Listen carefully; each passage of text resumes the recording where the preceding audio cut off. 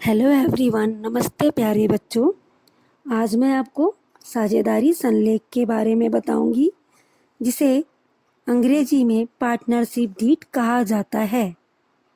साझेदारी संलेख से आशय साझेदारी संलेख या साझेदारी ठहराव या साझेदारी अनुबंध से आशय ऐसे समझौते से है जिसमें साझेदारी व्यवसाय के संचालन संबंधी नियमों एवं शर्तों का उल्लेख किया जाता है।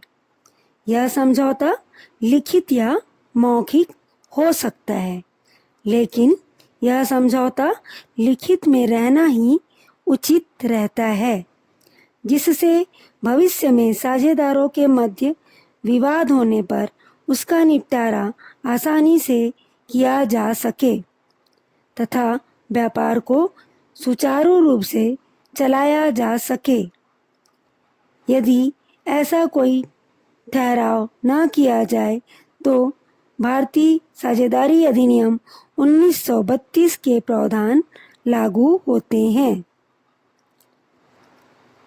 अब मैं आपको बताऊंगी साझेदारी संलेख के विषय सामग्री या साझेदारी संलेख के प्रमुख बातें। इसको दो भाग में बांटा गया है। पहला सामान्य बातें, दूसरा हिसाब किताब संबंधी बातें। मैं अभी आपको सामान्य बातों को समझाऊंगी। पहला, फर्म का नाम एवं पता। फर्म अपना नाम रखने के लिए स्वतंत्र है, किंतु वह किसी अन्य विद्यमान फर्म के नाम से मिलता जुलता नहीं होना चाहिए। साथ ही ऐसा आभास नहीं होना चाहिए कि फर्म को केंद्रीय या राज्य सरकार का समर्थन प्राप्त है। फर्म का नाम पंजीयन कराने पर फर्म का पता भी पंजीकृत होता है। फर्म का पता वह होगा जहां से फर्म अपना व्यवसाय करेगी। दूसरा, व्यापार का क्षेत्र एवं स्वरूप। साझेदारी संलेख में स्पष्ट उल्लेख होना चाहिए कि फर्म किस वस्तु का व्यापार करेगी तथा व्यापार का क्षेत्र क्या होगा, अर्थात व्यापार का क्षेत्र स्थानीय, प्रांतीय, राष्ट्रीय या अंतर्राष्ट्रीय है, उसका स्पष्ट स्वरूप होना चाहिए। तीसरा, साझेदारों का नाम एवं पता। साझेदारी संलेख में समस्त साझेदारों का नाम एवं पता का स्पष्ट विवरण होना चाहिए। चौथा, साझेदारी की अवधि तथा प्रारंभ।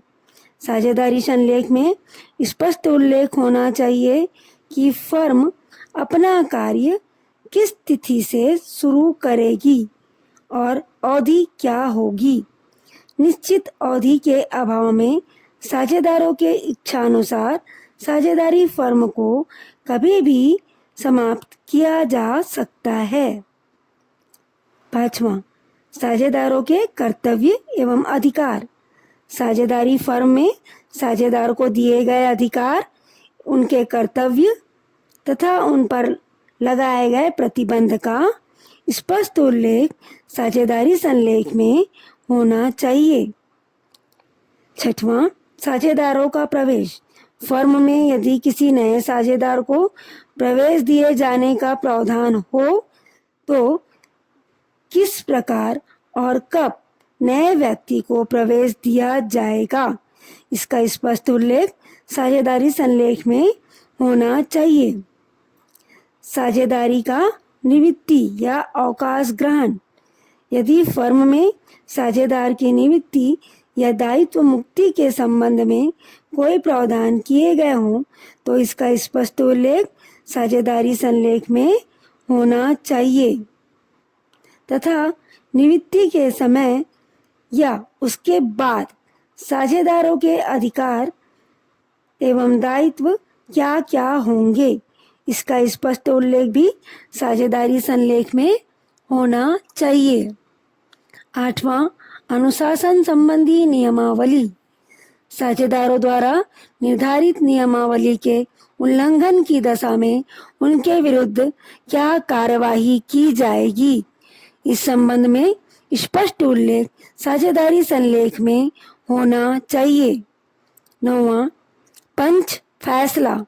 साझेदारों के मध्य भविष्य में होने वाले अपने आपसी मतभेद एवं झगड़ों को निपटाने के लिए पंच या मध्यस्थ की नियुक्ति होगी अथवा नहीं, तथा पंच की नियुक्ति की दशा में उसके अधिकार एवं कर्तव्य क्या क्या होंगे, इसका स्पष्ट उल्लेख साझेदारी संलेख में होना चाहिए। बच्चों, इस हिसाब किताब संबंधी बातें हैं साझेदारी संलेख का, इसे मैं अपने नेक्स्ट टॉपिक पर शेयर करूंगी।